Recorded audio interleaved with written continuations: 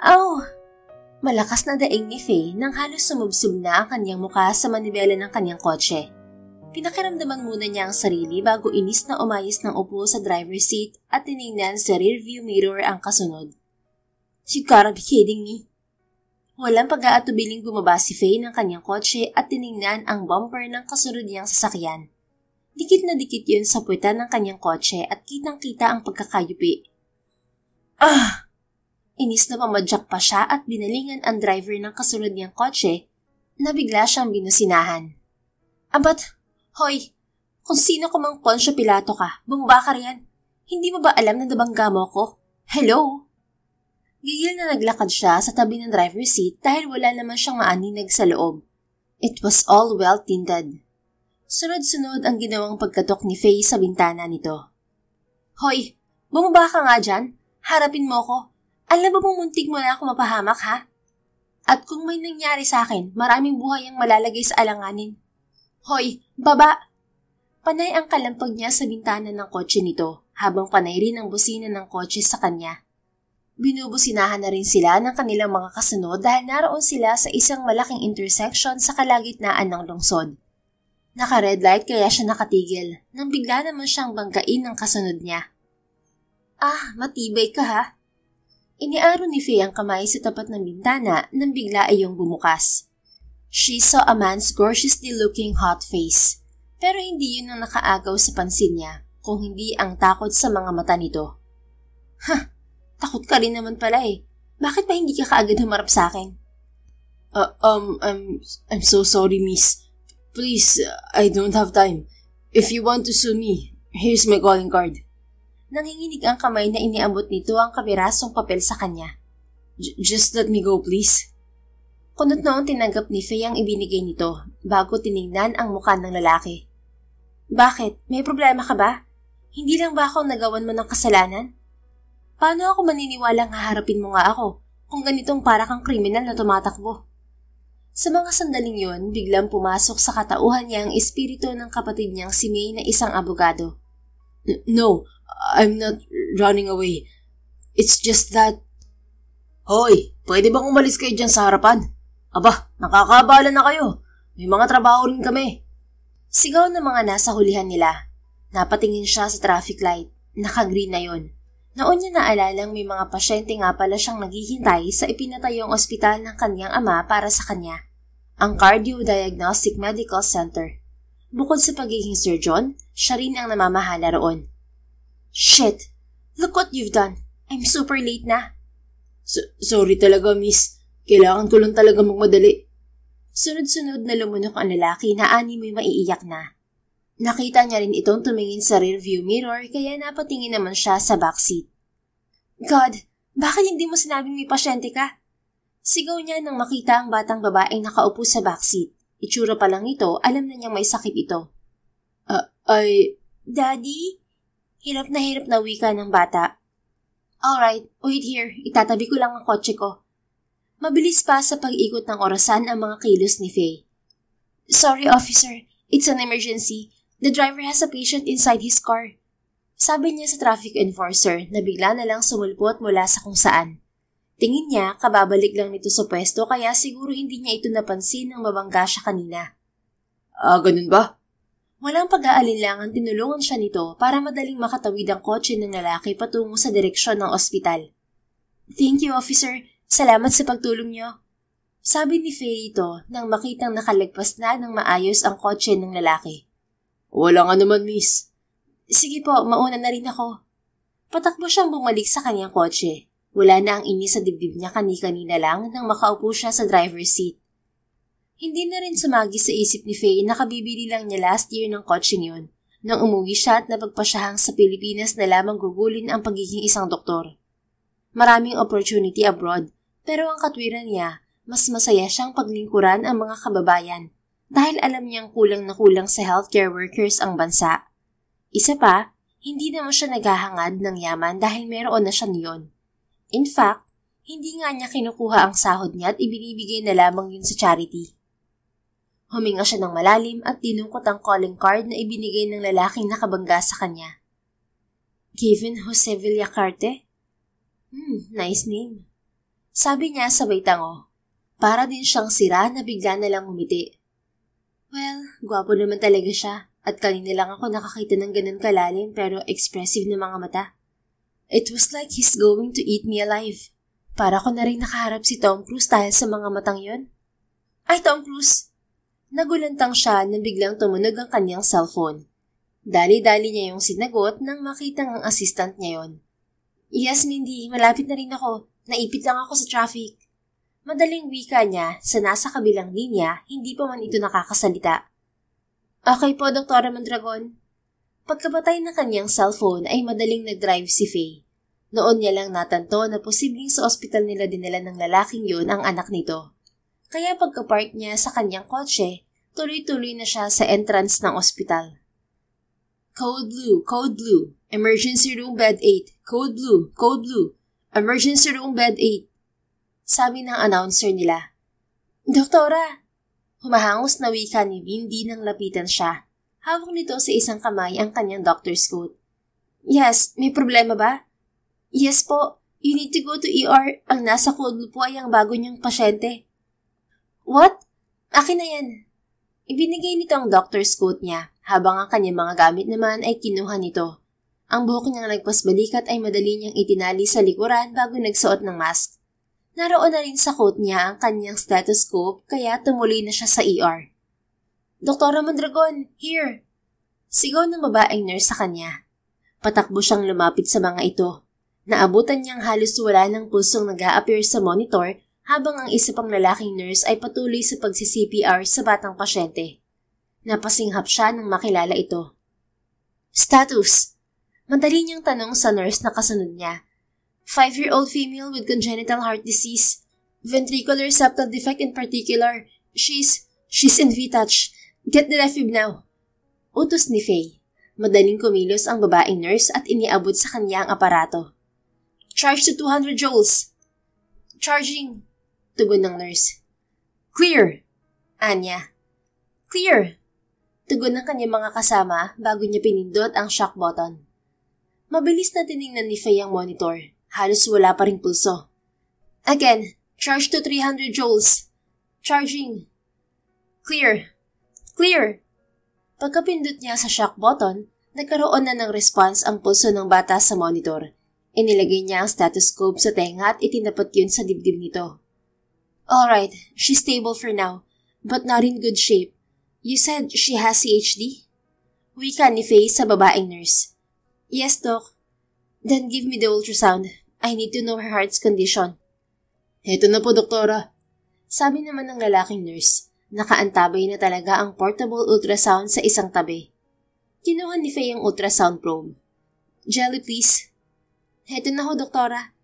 Nilagyan ng babaeng nurse ng jelly ang hawak niya, bago niya yun itinapat sa dibdib ng pasyente. This is not good. She needs an immediate operation. Nasaan ba ang records niya? Ito po, Doktora.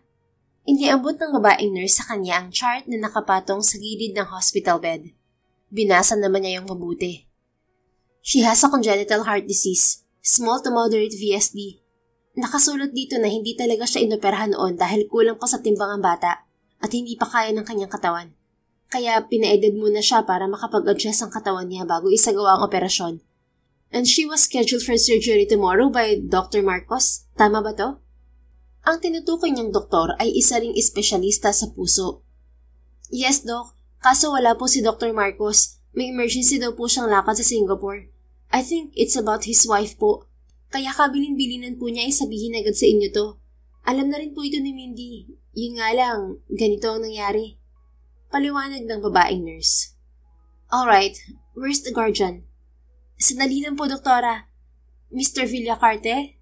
Tawag nito sa lalaki. Agad na iginala ni Faye ang mga mata sa buong ER nang hindi ito tumugon. Nakita niya ang lalaki nakatayo sa isang gilid at tulala. Sir, ako na.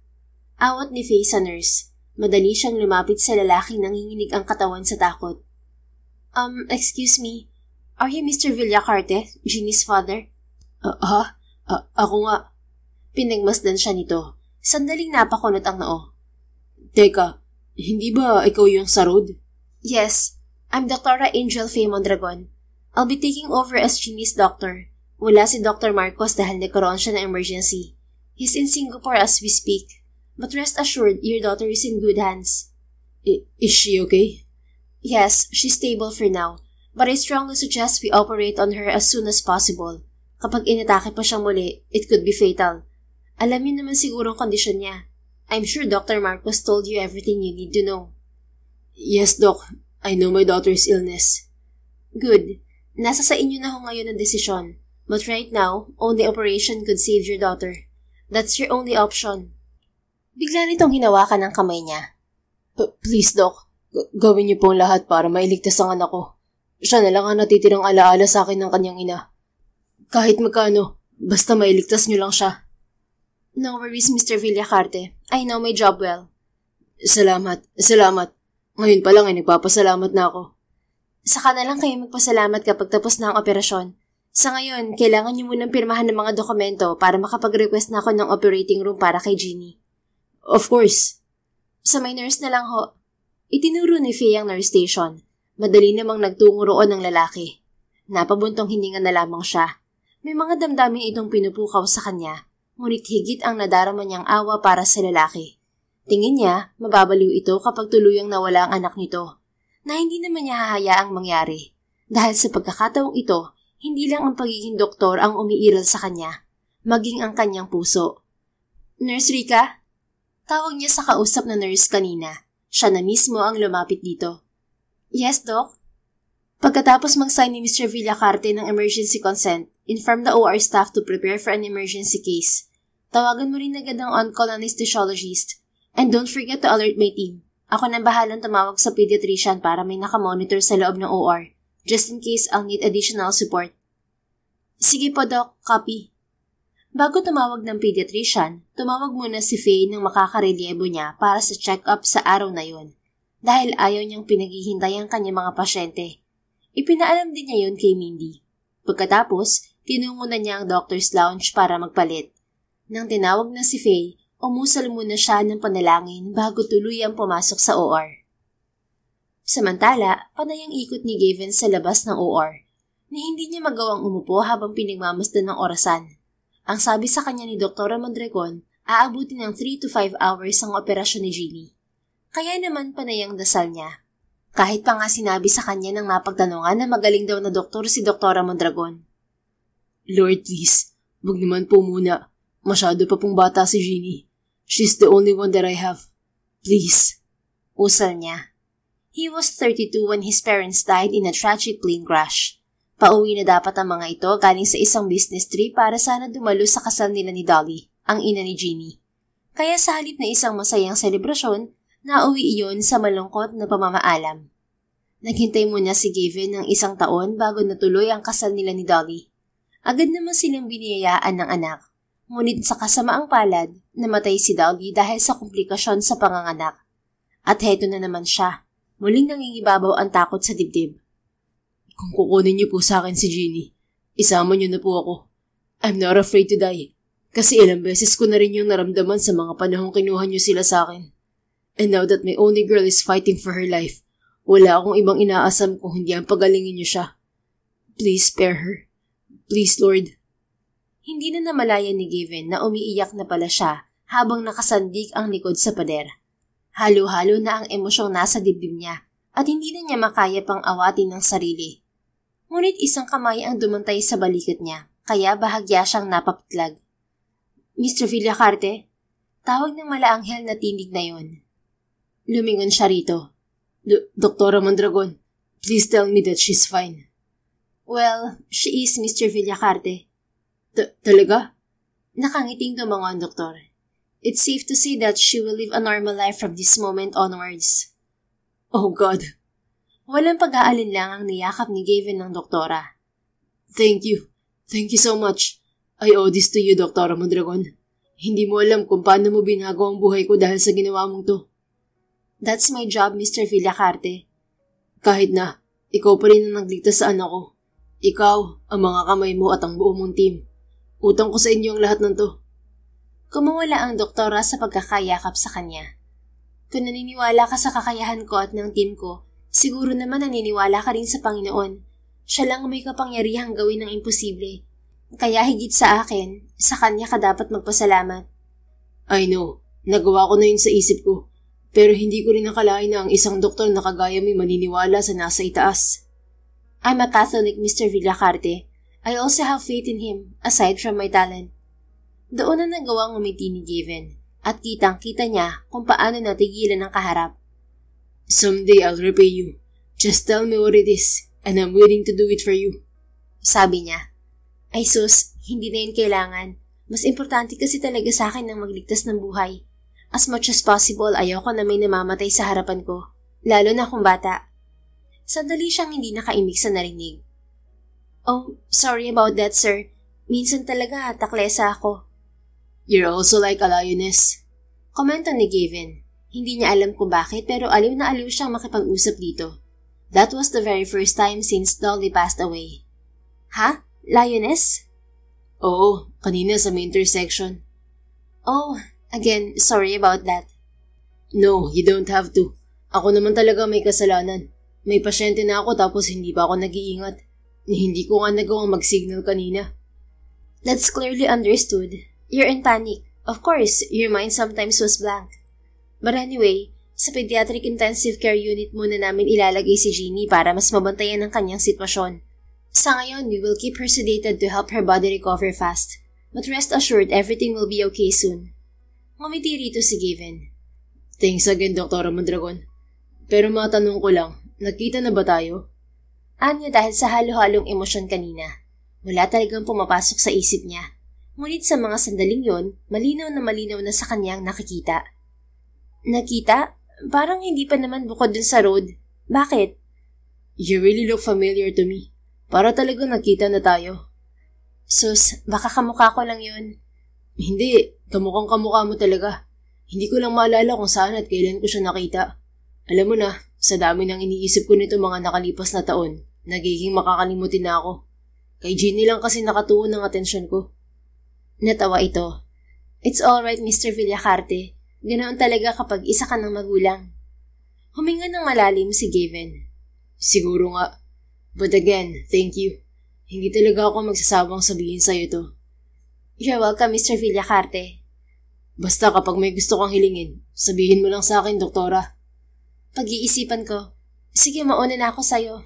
Makipag-coordinate ka na lang sa nurse sa PICU para makita si Jeannie. Okay, see you again, doktora.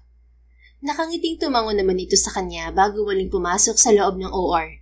Hinding-hindi naman mawala ang matamis na ngiti sa mga labi ni Gavin. Bukod sa para siyang nabunutan ng tinik, hindi niya talaga alam kung bakit naging eratiko ang tibok ng puso niya. Sa tinagal-tagal na panahon noong huling beses siyang makadama ng ganoon, para bang limot na rin niya kung ano nga ba ang tunay na kahulugan na yon. Kinapa niya ang tapat ng dibdib. Kung ano ka man, hindi ikaw ang dapat kong pagtuunan ng pansin. Lalo na ngayon at mas kailangan ako ni Jeannie. Kailangan ako ng anak ko para mas mapadali ang paggaling niya. Wika niya sa sarili bago tinungo ang PICU para kumustahin ang kanyang anak. Ikalawang araw na ni Jeannie sa PICU. So far, maganda ang response ng katawan nito. Naka-intubate ito sa unang 24 oras pagkalabas ng operating room at nakatulog din ng halos 12 oras dahil sa pampatulog na ibinigay rito. At dahil nga maganda ang response ng katawan nito, nakakausap na rin ito ng maayos ni Faye. Although Jeannie had oxygen via nasal cannula, somehow, her responses and improvements warmed her heart. Hindi niya maipaliwanag kung bakit ganoon ang nararamdaman niya. Pero nagawa ni Jeannie ang hindi nagagawa ng ibang pasyente sa kanya. Dahil mas kinagiliwan pa niya ito, idagdag pang sa tuwing makikita niya ang ama nito para siyang teenager na kinakabahan. Sa isip niya, dahil lang yun sa pagiging gwapo nito. Hello, our brave little princess. Kumusta ang pakiramdam mo? Tanong ni Faye nang makitang gising na si Jeannie. Okay naman po, Doktora Ganda. How about you po? Nakangiting sagot nito. Well, I'm very much fine. Lalo pa tinawag mo akong Doktora Ganda. Kasi po, you're very pretty just like me. And I'm sure you're also a good girl just like me. So please inhale for me. Itinapat ni Faye ang dulo ng stethoscope sa tapat ng dibdib ni Jeannie. Sumunod naman ito. Okay, another one, brave little princess. Napangiti siya nang muli itong sumunod. Alright, good girl din pala ang brave and pretty little princess namin. Because Daddy told me that I should listen daw po sa inyo since you're kind and you repair my heart. Thank you po, Doktora Ganda. Hinaplos niya ang mamula-mula na nitong pisngi. Halatang nakakabawi na talaga ang katawan nito mula sa operasyon. You're very much welcome. Basta tatandaan mo lang lagi ang bilin ko, okay? At kapag na-discharge ka na rito, palagi mong iinumin sa tamang oras ang gamot mo. Yes po, Doktora Ganda. Para maging healthy na po ako at hindi na sad si Daddy. Palagi po kasi siyang sad kapag may sakit ako. Ang bait-bait naman ng Jeannie na yan. Sana talaga magkaroon din ako ng anak na kagaya mo. Ibig sabihin po, wala pa kayong asawa? Wala pa, kasi tinapos pa ni Doktora Ganda ang pagdodoktor niya. So, pwede po kayo ligawan? Napataas ang isang kilay ni Faye at napangiti. At huwag mo sabihing irereto mo ang daddy mo sa akin, little princess. Humagikhik ito. Siyempre po, dahil love na love ko si Daddy. I want him to be happy po. And since love ko na rin po kayo because you saved my life, I want you also to be happy. At saan naman natutunan ng princess namin ng mga ganyang bagay? Wala po, iniisip ko lang. Kasi sabi po ng homeschool teacher ko, kapag love daw po, dapat happy rin. Love naman po ako ni Daddy kaso hindi po siya happy. Bibong-bibong sagot nito. Nauunawaan ni Faye kung bakit homeschooling lang si Jeannie. Yun ay dahil na rin sa kalagayan nito. Nalaman niya rin na isa palang bilyonaryo ang ama nito. May-ari ito ng pinakamalaking logistic company sa bansa at kumpanyang nagbebenta ng mga sasakyan. Kaya hindi nakapagtatakang sinabi nito sa kanya na magbabayad ito kahit na magkano mailigtas lang si Jeannie. Payag po ba kayo, Doktora Ganda? For sure naman po magugustuhan din kayo ni Daddy kasi mabait po kayo, maganda at matalino. Tawag pansin ni Jeannie sa kanya. Natawa siya.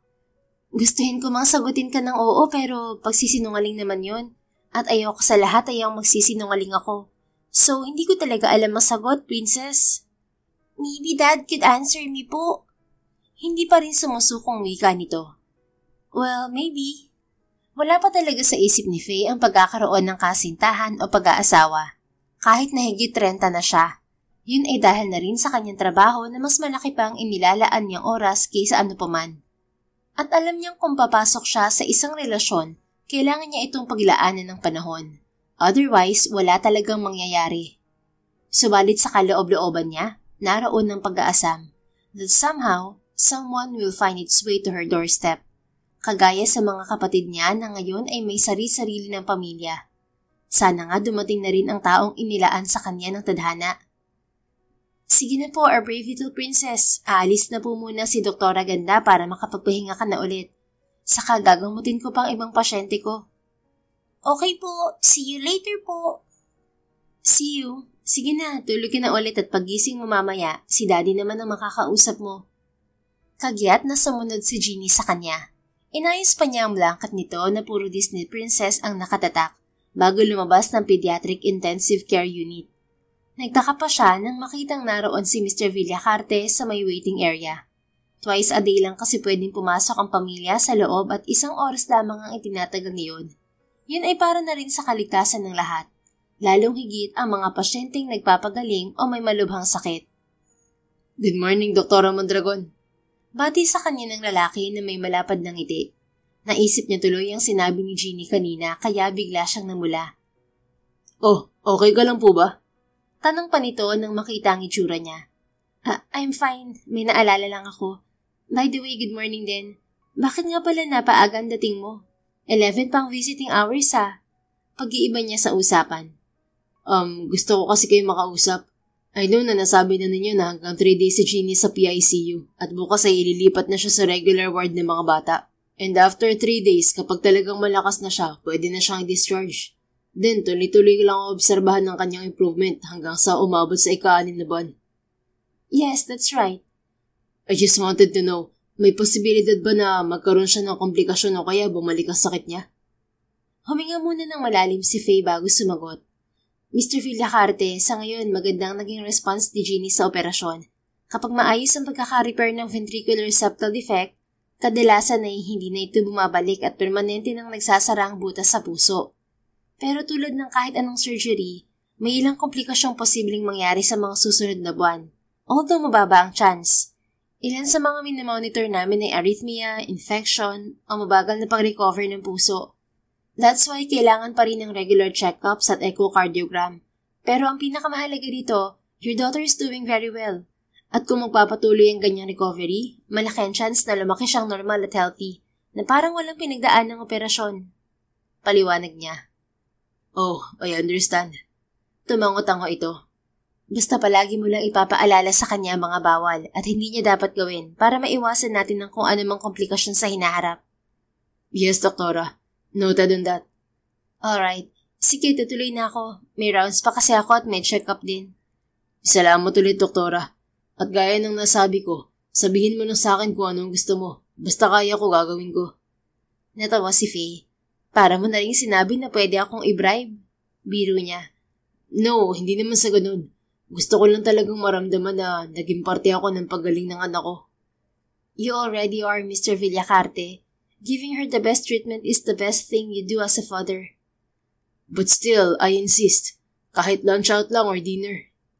Now I know. Sa'yo pala nagmana si Jeannie. You both are very persistent. Well, that's in our genes. So, dinner? Pag-iisipan ko muna. Bawal din talaga kaming tumanggap ng kahit na ano mula sa pamilya ng pasyente namin. And I'm sticking to that rule. Napabuntong hininga ito. Akala naman ni Faye ay susuko na talaga ang lalaki. Pero may isa pa nga pala itong atraso sa kanya. Wait, hindi ba nabangga ko ang kotse mo, doktora? Malakas na natawa si Faye kasabay ng pag-iling. Alright, Mr. Villacarte. Just set a date. Titingnan ko kung makakalusot sa sked ko. How about second week next month? Pwede ko namang maiwan kahit sandali si Jeannie sa bahay ng kaibigan ko. At huwag kang mag-alala dahil hindi naman niya ako hihindian. Oh, okay. Ikaw ang bahala. Sige, tuloy na ako. See you around, doktora. Yeah, see you. Naiiling na lang si Faye na nagtungo sa ward para sa kanyang rounds. Dama niya ang kilig na parang kumikiliti sa kanyang puso at aaminin niyang hindi na talaga niya mahintay pa ang araw na sinabi ni Given sa kanya. Subalit isang araw bago ang usapan nila nito, isang tawag ang natanggap ni Faye sa kanyang kapatid na si May habang nagpapahinga na siya sa kanyang silid sa mansyon nila sa Maynila.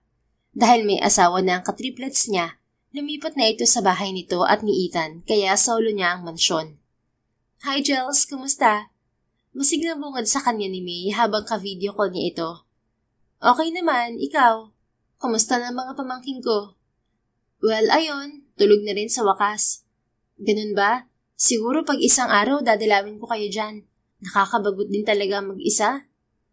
Ay sus, kaya nga sinasabi na namin sa'yo ni Giles Marie na mag-asawa ka na.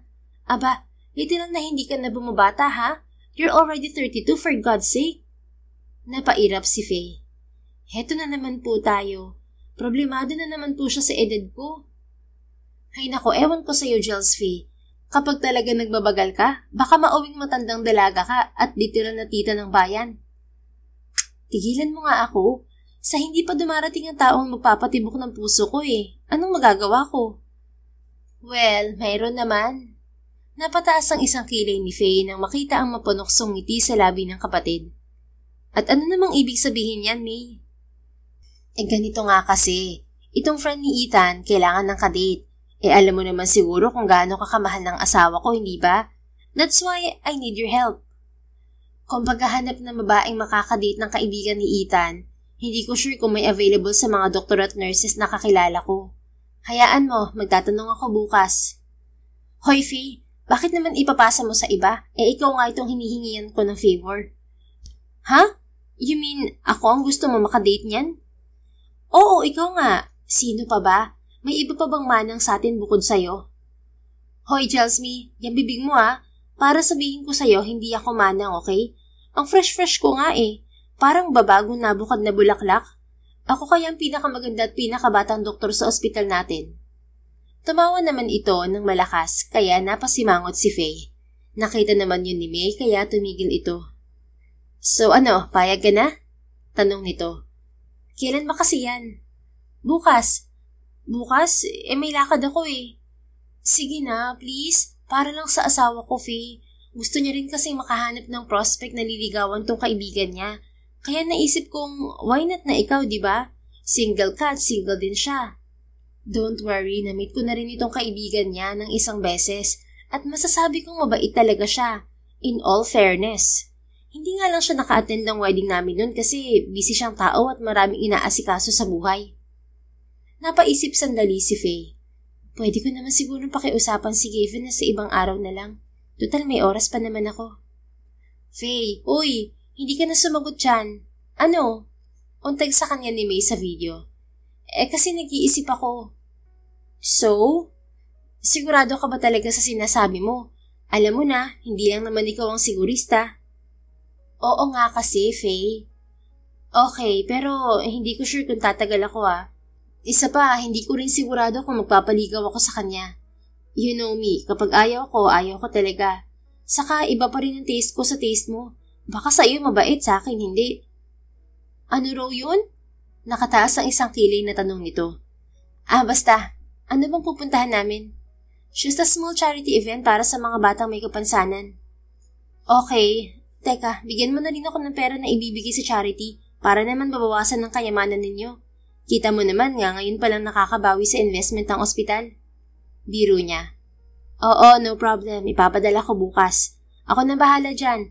Basta ipapasundo na lang kita sa driver namin by 6 p.m. at siya na maghahatid sa iyo sa venue. Okay, sige. Hanga ako sa inyong mag-asawa Napakalakas siguro sa inyo ng lalaking ipapadate nyo at handa kayo maglabas ng pera para lang pagbigyan ko. Oo naman. Thanks, Jels Faye. Enjoy your date, okay? Napairap na lang siya nang mawala ang kapatid. Pagkatapos, madali niyang tinawagan si Gavin. Doktora Mondragon, napatawag ka. Nito sa kabilang linya. Yes, hi. Oh, I was about to call you. Ha? Why? Hindi agad ito nakasagot, kaya napangiti si Faye. Dinig na dinig niya kasi ang sunod-sunod ditong pagbuntong hininga. Mawalaan ko, Mr. Villacarte. Hindi ka available tomorrow, ano? Sorry talaga, doktora. Biglaan kasi ang lakad kong to. Tumawag sa akin ng kaibigan ko at hindi naman ako makahindi sa kanya. Isa pa, panata ko rin to. Nakalimutan ko lang. Well, don't worry about it. May lakad din kasi ako bukas kaya ako tumawag. Oh, really? Yes, kaya walang problema kung hindi tayo matuloy bukas. Set na lang natin sa ibang araw ang dinner natin.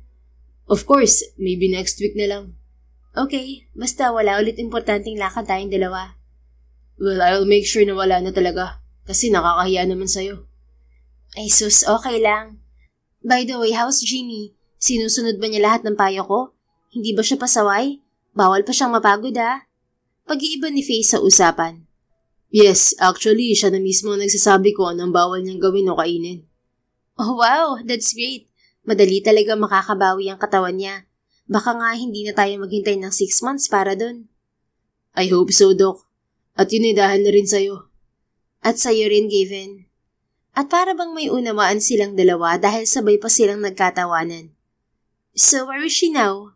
Tanong ni Faye kay Gavin. Tulog na sa kwarto niya. Ayaw na rin magpasama sa akin. Sayaya na lang daw niya. Well, that's good to hear, right? Yeah, pero nag-aalala pa rin naman ako sa kanya. Hindi naman mawawala yon. Magulang ka niya kaya natural na mag-alala ka. Pero ang importante, natututo na rin siyang maging independent. And that's good. Kasi kailangan niya rin yun dahil kapag fully recovered na siya at magaling na talaga, she will start to explore the world with or without you. Wow, ano to? Free counseling? Natawa si Faye. Hindi ko rin alam. I don't even know na nagbibigay na pala ako ng payo sa'yo. Wala naman akong anak pero isa sa pinag-aralan ko ay child behavior and communication. Kaya mabilis ko agad nakuha ang loob ng anak mo. And I'm so grateful for that. Which sounds great na marinig ang mga payo mo. Para ako nga naririnig ang kaibigan ko sa'yo. Ganun ba? Magaling din ba siyang mag-advise? Oo, pero mas magaling ka, doktora. Nagpatuloy sila sa pag-uusap ni Gavin hanggang sa hindi na namalayan ni Faye ang paglipas ng oras. She even fell asleep without realizing it. Nang magising siya kinabukasan, nagtataka pa siya kung bakit hawak pa rin niya ang kanyang cellphone at halos 10% na lamang ang battery. Shit! Kausap ko nga pala si Mr. Villacarte kagabi. Gosh, nakakahiya. Nakatulog ako. Napasabunot siya sa sarili bago madaling nag-type para i-message ang lalaki. Ngunit bigla ring napatigil nang makitang may mensahe pala ito. It's okay, Doktora. There's no need to explain. I know how tiring your job is. Naiintindihan kong pagod ka. Kaya mas dapat lang na magpasalamat ako sa'yo. Kasi may time ka pa rin makinig sa akin at makipagkwentuhan. Kahit papano, gumaan na pakiramdam ko. At take note, magaling ka talaga magpayo. I just hope we could have more time to talk. Good night. Have a sweet dream.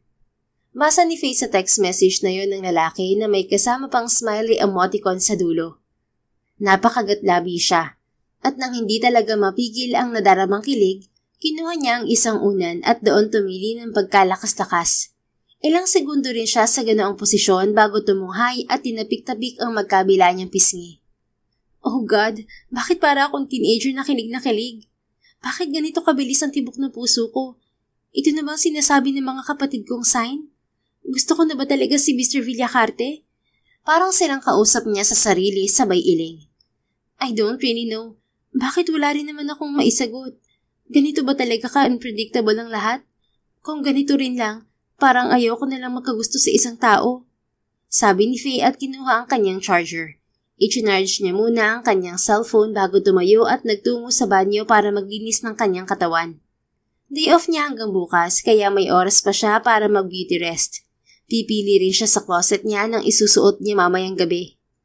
Pagkatapos niya maglinis ng katawan, kinuha niya ang kanyang cellphone at charger. Saka bumaba para mag-almusal. Ate Pepay! Ate Pepay! Tawag niya sa kasama niya roon. Ipinadala talaga ito ng mami niya para hindi raw siya mahirapan.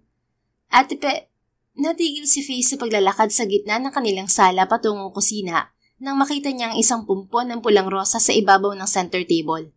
Kung hindi siya nagkakamali ng kalkula, 100 piraso ng red roses yun na halatang fresh na fresh. 8:00 pa lang ng umaga. Saan naman nanggaling to? Lumapit si Faye sa kinaroroonan ng bulaklak at kinuha yon. Alam niyang para sa kanya yon, unless may manliligaw si Ate Pepay niya. Binasa niyang nakasulat sa card. Good morning, Doktora. I hope these flowers make you smile as brightly as the sun above the blue skyline. Gavin. Kagit na napangiti si Faye ng matamis. Agad niyang kinuha ang kanyang cellphone at kinuhanan ng sarili ng litrato kasama ang bulaklak. Pagkatapos, nagtipa siya ng mensahe para kay Gavin kasama ang kanyang larawan. Guess what? Too hard not to feel so happy this morning because of these beautiful flowers. Thanks. Nilagyan pa niya yon ng smiley sa dulo bago kinuha ang isang vase na nakadisplay lang at dinala yon kasama ang bulaklak sa kusina. Paham-ham pa siya habang nilalagyan ng tubig ang vase bago inilagay roon ang mga bulaklak. O ayan, pakabuhay kayo ng matagal para naman kahit papaano may kulay itong mansyon. Nakangiting sabi niya at muling dinala ang vase sa sala. Ipinatong niya yon sa center table bago muling kinuha ang kanyang cellphone at muli yung pinicturan. Ipinadala niya ang mga yun kay Gavin kasama naman ng emoticon na puso-puso ang mga mata. Pakiramdam ni Faye, wala nang sisira pa sa araw niyang yun. Kaya naman wala siyang ibang ginawa kundi ang magbasa ng paborito niyang novel, manood ng kung ano-ano at matulog. At pagsapit ng hapon, inayos na niya ang sarili. Tinawagan pa siya ni May para daw siguraduhin hindi siya aatras. Excited din naman siya, kaya lang, mas lamang ang excitement niya kung si Gavin sana ang makakadate niya sa gabing yon. But anyway, narito na rin lang, i-enjoy ko na lang to. Ngumiti si Faye sa reflection niya sa salamin. Her hair was tied at the back in a messy bun. May ilang hibla siyang itinira sa magkabilang gilid ng pisngi niya, kaya nagmukha siyang kaakit-akit at sopistikada. Black silk evening gown ang napili niyang isuot na hakab sa makurba niyang katawan. Off-shoulder din yun, kaya naman kitang-kita ang makinis niyang balikat, leeg at ang perpektong collarbone niya. Perfect. Ilang minuto lang din ang ipinaghintay ni Faye sa driver ni Nami. Inihatid siya nito sa isang eksklusibong farm resort na naroon lang din sa kalungsuran. Namangha pa siya sa itsura niyon dahil ginawan talaga ng man-made forest. May mini waterfalls din at man-made river na hindi niya masiguro kung saan dumidiretso. This is so relaxing. Akala ko sa hacienda lang ako makakalanghap ng sariwang hangin. Dito rin pala sa lungsod.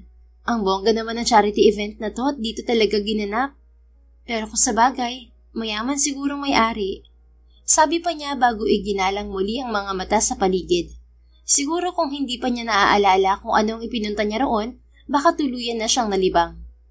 Nga pala, nakalimutan ni May na sabihin ang itsura ng kaibigan ni Ethan. Faye was about to call May when someone called her attention. Excuse me? Anang tinig mula sa kanyang likuran. Napatuwid siya sa pagkakatayo kasabay ng pangungunot ng noo.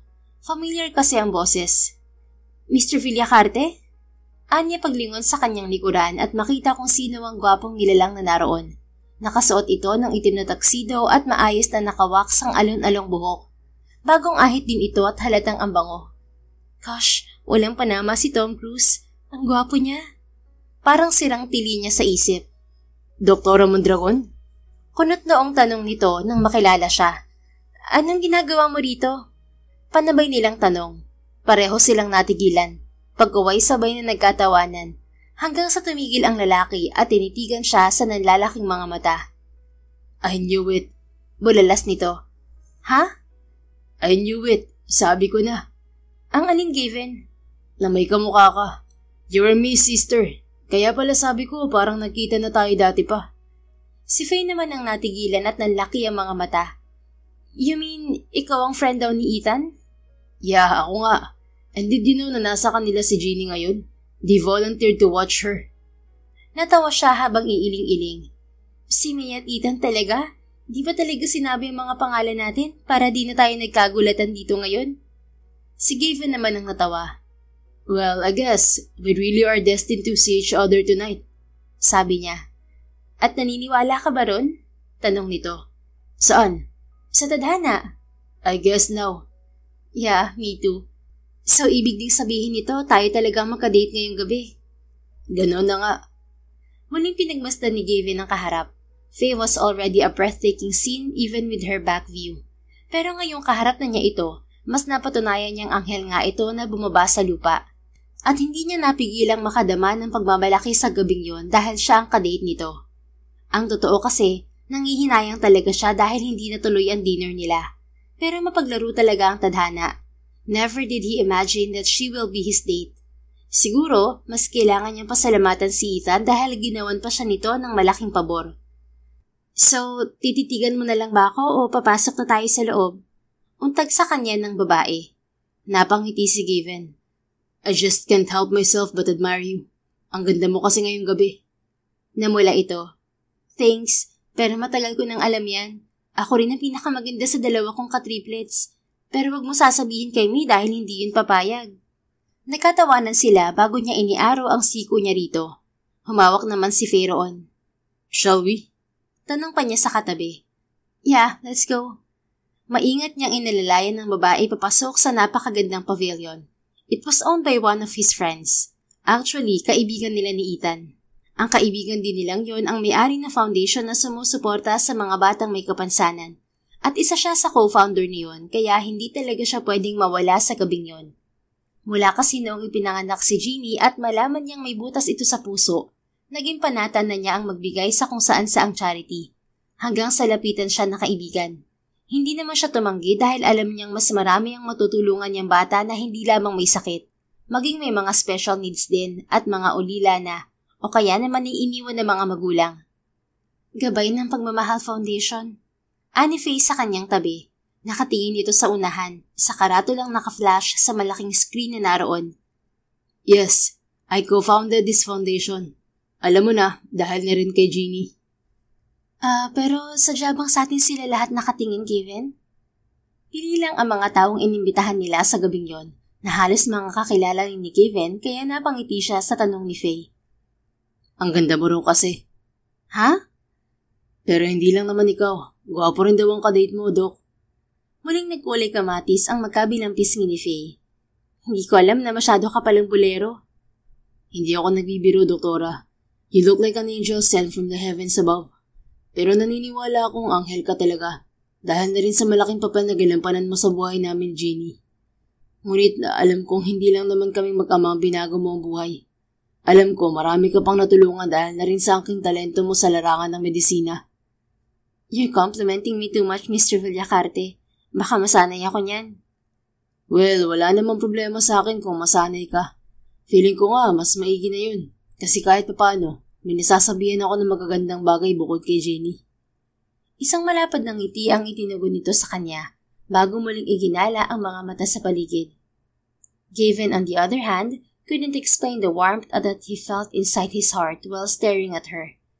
Pamilyar sa kanya ang damdamin yon, pero naroon pa rin ang paninibago at hindi niya alam kung saan ba siya dadalhin niyon. Well, siguro nga tama si Ethan at Jeannie. I need a life. At kung may isang tao magugustuhin kong makasama sa panibagong yugto ng buhay kong to, ikaw yun, Dr. Faye. Sana lang, tanggap mo ang isang single daddy na kagaya ko. Anya sa isip habang hindi nawawala ang matamis ng ngiti sa mga labi. Hindi naman talaga tuluyang nagsara ang puso ni Gavin. He was just busy prioritizing Jeannie's health. Kaya nga kahit ito, itinutulak siyang ligawan si Dr. Mondragon dahil magaling na raw ito. Tinawanan pa niyang anak dahil hindi niya alam kung saan nito nakuha ang ideyang yon. Basta ang sabi lang nito, nakikita raw nitong mabuting tao ang babae. Na totoo naman, at magiging masaya raw ito kung si Faye ang niligawan niya at magiging new mommy. Ganyan ka ba talaga? Pukaw ni Faye sa pag-iisip niya. Napatingin si Gavin sa mukha ni Faye. Nakatitig na rin pala ito sa kanya. You're staring at me like I didn't know you're doing that. Hindi mo ba alam na masamang tumitig sa isang tao? You're making me feel anxious, you know? Ganun ba? But I won't say sorry for doing that, Doc. Siguro mas tamang sabihin na kasalanan mo naman talaga. Ako? Bakit naman ako? Because you're too beautiful to stare at. Kaya nga lahat ng tao rito sa atin nakatingin. Dahil parang ang isang napakagandang liwanag na nakakaakit tingnan. Natawa ito sabay iling. Hay nako, naririndi na talaga ako sa mga papuri mo, Gavin. Hindi pa ba magsisimula ang event na to? Pagkiiba nito ng usapan. Si Gavin naman ang natawa. Wait, nariyan na ang host. Itinuro niya ang dalawang pareha na naroon na sa may podium. Hanggang sa nagsalita na nga ang mga ito. Good evening, beautiful ladies and handsome gentlemen. We are gathered here to celebrate the annual charity party of Gabay ng Pagmamahal Foundation. Kasabay ng pagbati ng host ay siya ring pag-flash sa screen ng mga accomplishments nila. He couldn't help but feel proud when he saw Faye silently applauding. Nakikita niya rin ang paghanga sa mga mata nito. Did you know that I really love giving back at any form? Sabi pa ng doktora habang nakatingin pa rin sa unahan. Talaga? Yeah, I support so many charities. Lahat ng sahod ko doon napupunta. Kaya kung may magsasabi sa aking mayaman ako dahil isa akong cardiologist, well, sa talento siguro, pero kung pera, wala talaga. And I'm very proud to say that loud. Kasi blessed na ako. And I want to share that blessing to those who are in need. Kung pwede ko nga lang tulungan ng lahat ng mga taong nangangailangan, ginawa ko na. Pero hindi naman ako kagaya ng mga superhero sa TV o sa mga nababasang libro.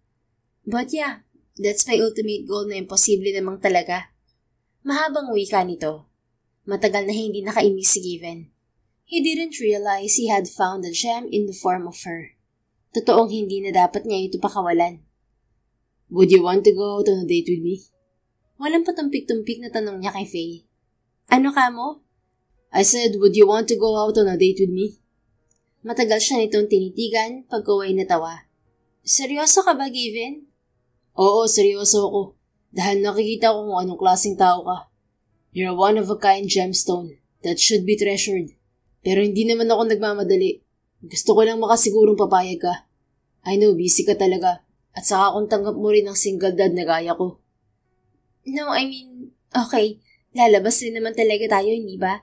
At para sa kaalaman mo, I really admire single parents. Hindi biro magpalaki ng anak mag-isa. Isa yung katapangan at malaking responsibilidad. Salamat, pero hindi naman yun ang ibig kong sabihin. Hindi ito tungkol sa atraso ko sa iyo sa kotse. This is about me and you as a man and woman. Do you know what I mean? Are you sure? Definitely. I thought, takot ka na.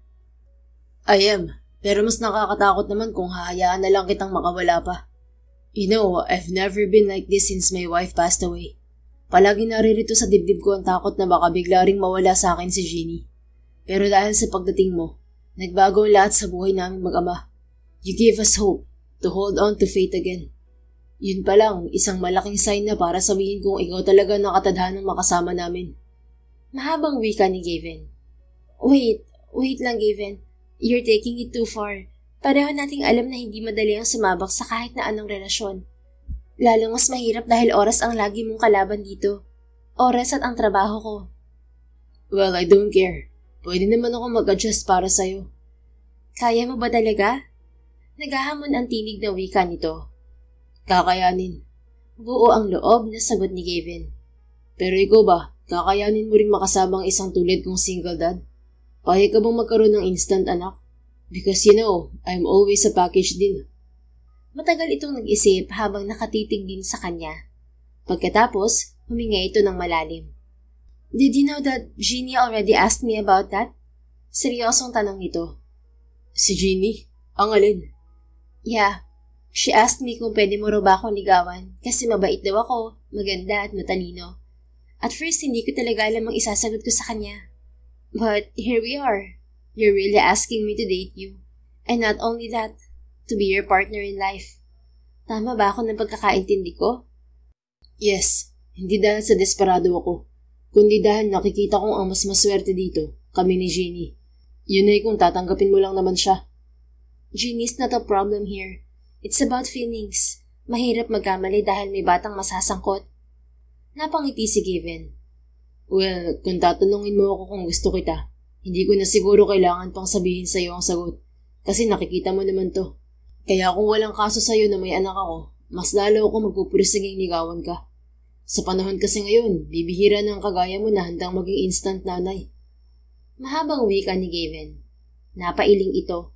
Unti-unting sumilay ang matamis ng ngiti sa mga labi. Ano pa bang masasabi ko?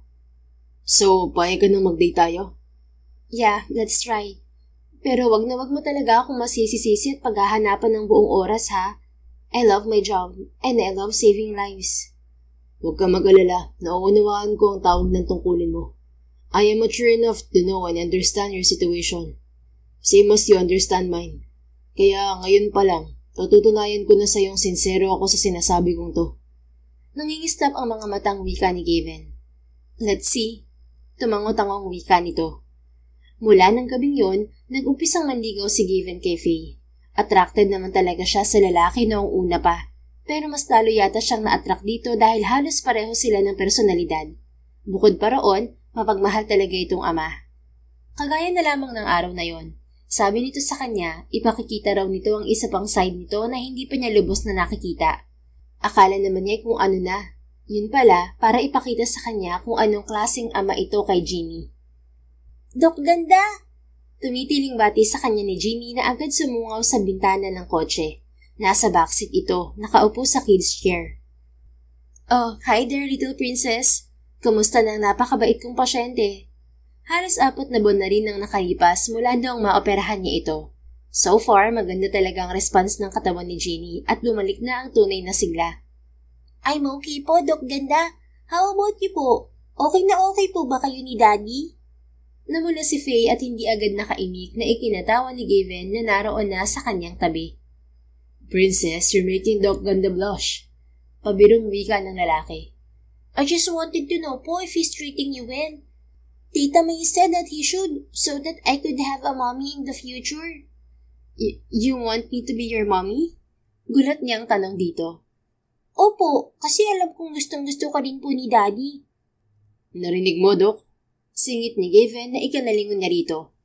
Kagat ang labing napailing na lang si Faye. Hindi na kasi siya makahinga sa sobrang kinig. At kung hindi niya alam na malusog siya, iisipin na lang niyang may abnormalities ang puso niya. I think hindi lang po kayo gusto ni Daddy.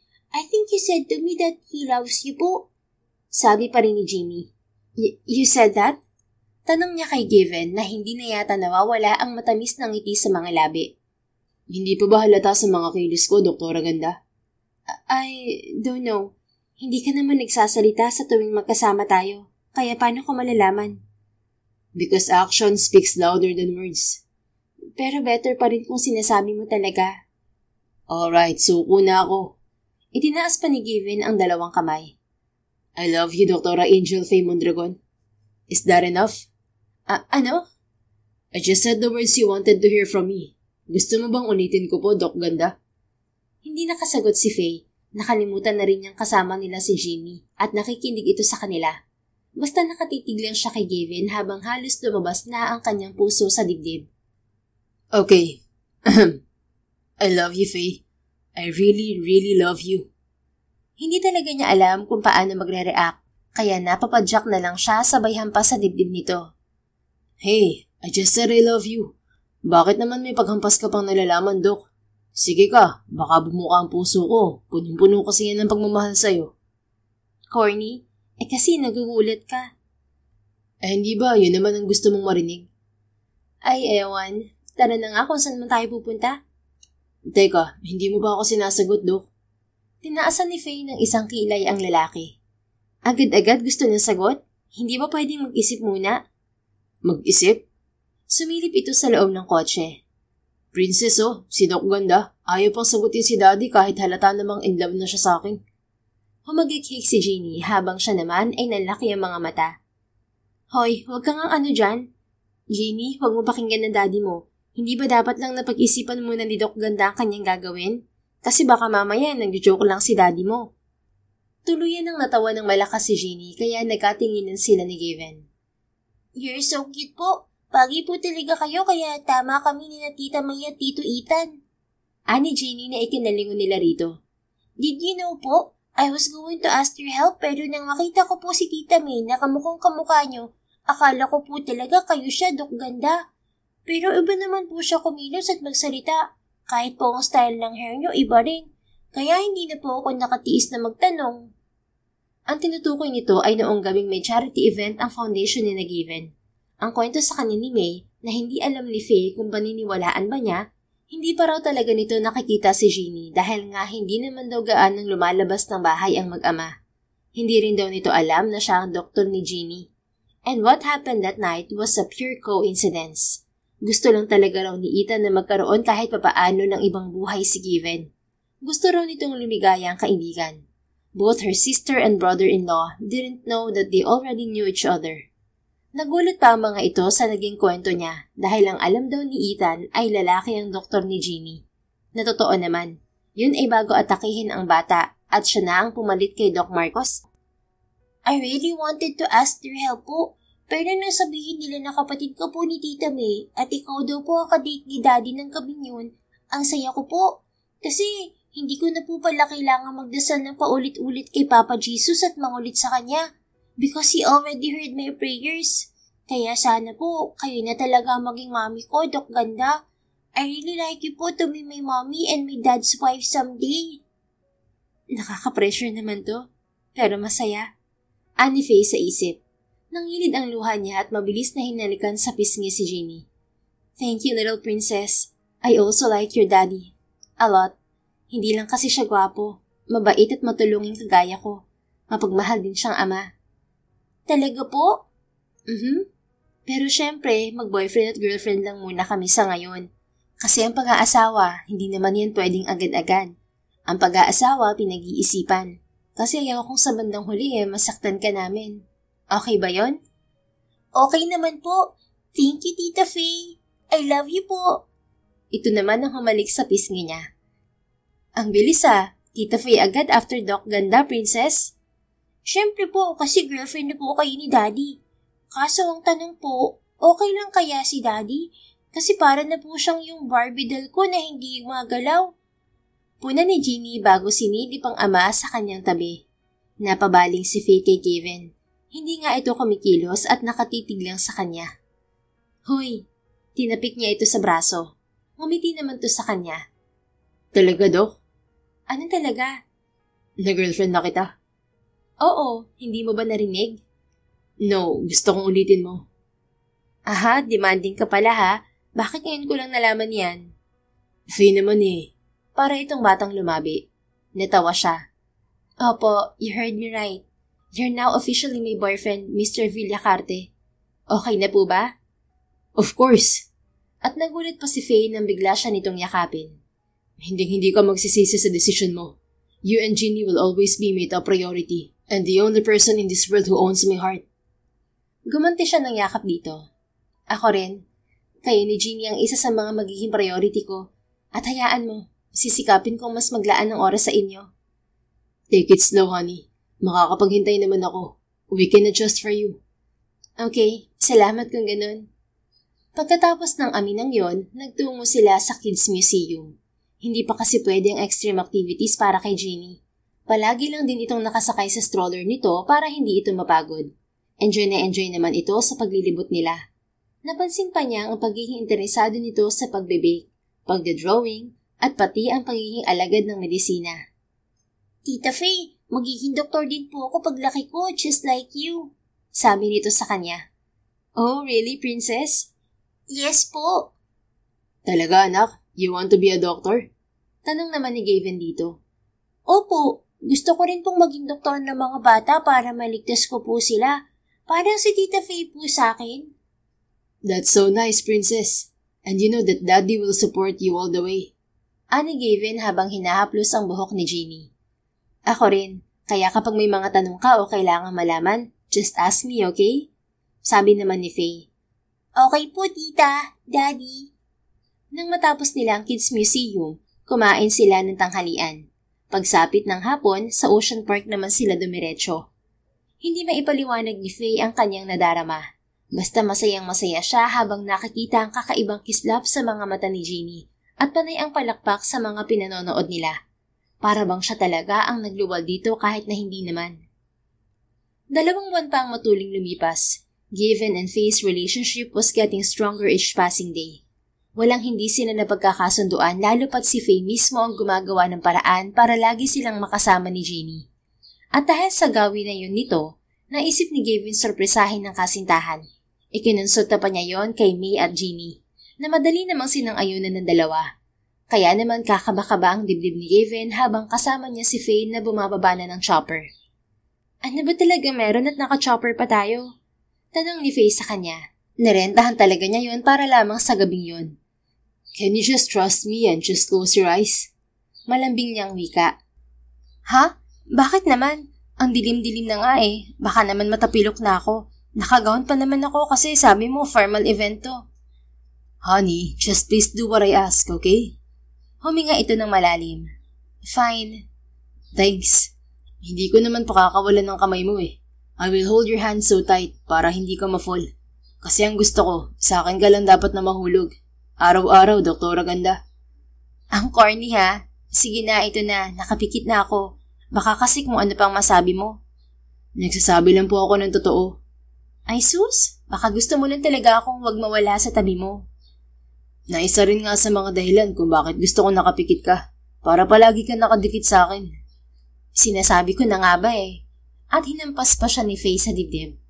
Tatawa-tawa lang si Gavin na ipinulupot ang kamay ni Faye sa kanyang braso. Alright, just hold on to me, okay, honey?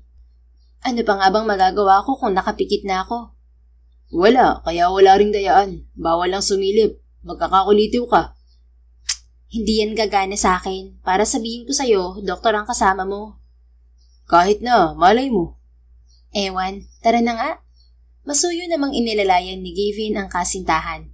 Nang malapit na sila sa pinakagitna ng field, ikinumpas niya ang kamay. Yun kasi ang sinabi niyang magiging hudyat niya para buksan ang mga ilaw sa paligid. Oh, bakit tayo huminto? Narito na ba tayo? Tanong ni Faye sa kanya. Naroon na sila sa ipinalagay niyang red carpet patungo sa isang table for 2 na napapaligiran ng napakaraming pulang rosas. May tent yun na kulay puti na pinadesenyohan niya para mas maging romantic ang paligid. Meron ding mga scented candles doon kaya naman mas lalong humalimuyak ang bango sa buong lugar. Hindi rin kinaligta ang mag-hire ni Gavin ng chef at 2 waiter. And of course, isang pianist at singer. Wait a second, mga 10 hakbang na lang, Faye. Sabi niya at ang pianista at singer naman ang hinudgitan. Nagsimulang pumailan lang sa ere ang kanta ni Ed Sheeran na Perfect. What's that? Tanong ni Faye bago muling humakbang. Oh, just a perfect song for tonight. Eh ano ba kasing meron? Parang naaaninag ko na lumiwanag na. Basta. Oh, stop ka na, honey. Sumunod naman ito. Okay na ba? Pwede ko na bang ibukas sa mga mata ko? Ngalay na ako eh. Yes, honey. Pwede na. Pagkasabi niyon ay lumuhod si Gavin sa harapan nito. Hawak sa isang kamay ang singsing na ipinasadya pa niyang bilhin sa Cartier Paris. Because he wanted the best for her fiancé and soon-to-be wife kapag nag-yes na ito. Nakita niyang ikinurap-kurap ni Faye ang mga mata nito bago muling ipinikit. Pagkalipas ng ilang sandali, muli itong nagmulat. Honey, where are you? Natigil si Faye nang makita siyang nakaluhod sa harapan nito. Pagkatapos, malakas itong napasinghap at tinutup ang bibig. Dagliring nangulap ang mga mata nito habang pinaglilipat-lipat ang tingin sa kanya at sa singsing. Han, alam kong ilang beses na ako nagpropose sa'yo. But we both know that was just half-hearted. Hindi naman sa sinasabi kong hindi pa ako handa. Pero talaga lang wala pa yung kasiguraduhan. But now I'm very much decided and sure that you're the only one that I want to spend the rest of my life with. I love you to the moon and back, Dr. Angel Faye Mondragon. Will you marry me and be my Jeannie's mother? Mangiyak-ngiyak na wika ni Kevin. Tuluyan ang nahulog ang mga luha sa magkabilang pisngi ni Faye kasabay ng sunod-sunod na pagtango. Yes, Kevin. Yes, I will marry you. Oh God, thanks honey. Madali nitong isinuot ang singsing sa daliri ni Faye. Pagkaway tumayo ito at siniil siya ng nagbabagang halik. At kasabay niyon ay narinig niya ang sunod-sunod na pagputok ng fireworks sa kalangitan. Nang pakawalan siya ni Gavin, nakangiting hinampas niya ito sa braso. Ikaw talaga? Ginulat mo ako? Pinunasan naman nito ang magkabila niyang pisngi. Because I love you so much, Doc. Mahal na mahal din kita, Gavin. And thank you kasi akala ko hindi na talaga ako makakapag-asawa at tatanda na lang ako mag-isa. Well now, hindi na. Kasi makakasama mo na ako tang anak natin. Opo na. Sure ka na talaga ha? Ikaw ang tatanungin ko. Sure ka na rin ba? Baka mamaya umatras ka pa sa amin ni Jeannie. Of course not. Nakasuot na nga ang singsing sa akin, hindi ba? Saka, bakit ko pa naman hahayaang makawala ka pa sa akin? Dahil kung sinasabi mong ako ang anghel de la guardia niyang mag-ama, kayo naman dalawang kumumpleto sa buhay ko. I love you, honey. Forever and eternity. At si Faye na mismo ang kusang umangkin sa mga labi ng kanyang kasintahan na madali naman itong tinugon. Pagkatapos niyon, masaya nilang pinagsaluhan ng inihanda nito para sa kanila. Hindi rin naman sila nagtagal sa lugar na yon dahil may isa pa raw itong sorpresa. Hindi lang siya nagtanong, ngunit nang makita niyang nasa harap na sila ng mansyon nila, nagtaka na siya. Bakit nasa bahay na tayo? Tanong niya kay Gavin. Dahil narito ang isa ko pang sorpresa. Narito? Oo, halika sa loob. Hinawakan nito ang kanyang kamay. Nagpaubaya naman si Faye at pagpasok nila sa loob, sumabog ang mga konfeti sa paligid. Congratulations! Masayang wika ng pamilya niya. Kompleto ang mga ito pati ang kanyang mga pamangkin. At syempre, hindi mawawala si Jeannie. Congratulations pare! Bati ni Ethan sabay yakap kay Kevin na tinapik ito sa balikat. Salamat pare. Utang ko lahat ng to sa inyo ni May. Ani Gavin. Sus, wala yun. Ayoko lang na tumanda kang walang kasama maliban kay Jeannie. Hindi ba, Jeannie? Yes po, Tito Ethan. Magiliw na sagot naman ni Jeannie. Congrats, Gavin. Welcome to the club. Congrats din, Faye. Sabi naman ng bayaw niyang si Emmanuel na asawa ng katriplets niyang si Marie. Salamat. Panabay nilang sagot ni Gavin. So, Daddy, kumusta po? Mami ko na po ba si Tito Faye? Tanong ng bata na ikinatawa nilang lahat. Jeannie, hindi naman basta nag-propose ako ay mami mo na agad ang tita Faye mo. Siyempre, kailangan po nating maghintay na maikasal kami. Sagot ni Gavin. But, lumapit si Faye kay Jeannie. You can practice now calling me mommy, and I love to hear it now. As in now. Anya na ikinangiti nito ng malapad. Of course, Mommy. I love you po and thank you for loving me and Daddy. Promise po, I'll be a good ate. Ate? Napatingin si Faye kay Gavin na tatawa-tawa. Oh, wala akong tinuturo sa kanya ha. Baka si May marami. Depensa ng kanyang nobyo. Ako? Grabe ka sa akin bayaw ah. Singit ni May. Ikaw lang naman kasi ang mahilig magturo ng kung ano-ano kay Jeannie kapag naiiwan siya sa inyo. Sabi naman ni Faye sa kapatid. Hindi kaya, sa kabehave na tita ko kay Jeannie ano? Hindi ba Jeannie? Tumawa lang naman ang tinatanong nito, kaya nagkatawanan muli ang lahat. Hey, that's not fair. Wala naman kayong ebidensya ah. Mapagbintang kayo. Hirit pa rin ni May. Booking na pero tanggi pa talaga tong si May. At ginamit mo pa ang pagiging abogado mo ha? Singit naman ni Marie. Oh, baka mamaya magkapikunan pa kayo. This night is for celebration, okay? Kayo talaga? Minsan na lang tayo magkasama-sama, nag-aasaran pa kayo palagi. Awat naman ng mami nilang si Lara sa dalawa. Lumapit si Faye sa mga ito. Naroon din ang Daddy Lawrence nila. Niyakap naman siya ng magulang. I've never been so proud of you, Angel. Not until this moment. Sabi ng kanyang ina sabay singhot. Me too. Sang-ayon ng kanyang ama.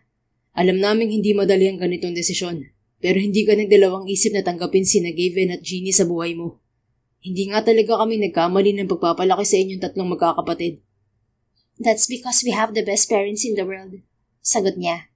Yes, Mom, Dad. Tama po si Giles Faye. Sang-ayon naman ni May at Marie na nakayakap na rin sa kanila. At ngayong malapit ka na rin magkapamilya, kagaya ng mga kapatid mo, huwag mo sanang kakalimutan ng mga bili namin sa inyo. Hindi perpekto ang buhay pag-aasawa. Daraan at daraan ang pagsubok sa buhay nyo. Kaya dapat lang natatagan nyo ang loob at huwag susuko. Sabi pa ng kanyang ina. At hindi rin madaling maging magulang. Just guide your kids the best way you can. Let them cherish each day being with you. Kasi paglaki nila at maging kagaya na ninyo, there comes a time na darating na kayo sa ganitong punto. And yes, it's sad. Pero mas lamang pa rin ang kasiyahang madarama nyo sa inyong puso. Because one day, you'll see the results of everything you've done. And that's where true fulfillment and contentment come from. Segunda naman ng kanilang ama. Oh, Daddy! Iisang sabi nilang tatlo bago niyakap ng mahigpit ang kanilang mga magulang. Maya-maya pa, nakiyakap na rin sa kanila ang kanilang mga pamangkin habang nakamasid sa kanila sina Emmanuel, Ethan at Gavin. Nakita pa ni Faye na nag-I love you sa kanya ang nobyo na tinugon naman niya bago muling niyakap ang mga magulang at kapatid. That's how their love story began. And after 3 months, nagpakasal sila. Ngunit hindi katulad ng kanyang mga kapatid. Faye and Gavin's wedding was the most lavish and most attended one. Ayaw kasing pumayag ni Gavin na hindi bongga ang kasal nila dahil minsan lang daw yung mangyayari sa kanilang buhay. He also said that he wanted the best of the best for Faye. Kaya naman pinabayaan na lang niya ang asawa. At pagkalipas pa ng mahigit 1 taon, 2 malulusog na supling ang ipinagkaloob sa kanila na lalong nagpasaya ng kanilang tahanan. Tunay na sa piling ng kanyang mag-aama, wala nang mahihiling pa si Faye. Kompleto na kasi ang lahat. May pagmamahal na tapat, tiwala, respeto at pananalig na siya namang itinuturo nilang mag-asawa sa kanilang mga anak. Lahat ay masaya na sa kani-kanyang pamilya. Ang triplets ni Lara at Lawrence na sina Angel Marie, Angel May at Angel Faye ay lumaki sa pagmamahal at gabay ng mga magulang. Wala mang nagpatuloy ng apelidong Mondragon, mananatili ang diwa ng pamilya sa bawat puso. Sa tawa, yakap at aral na kanilang ipinamana. Mabubuhay ang kwento ng Mondragon habang buhay. The End. Kung nagustuhan mo ang istoryang ito, please don't forget to like, comment, and share it with your friends. Your support really makes a difference. Thank you and see you sa ating next story. Keep safe and be blessed.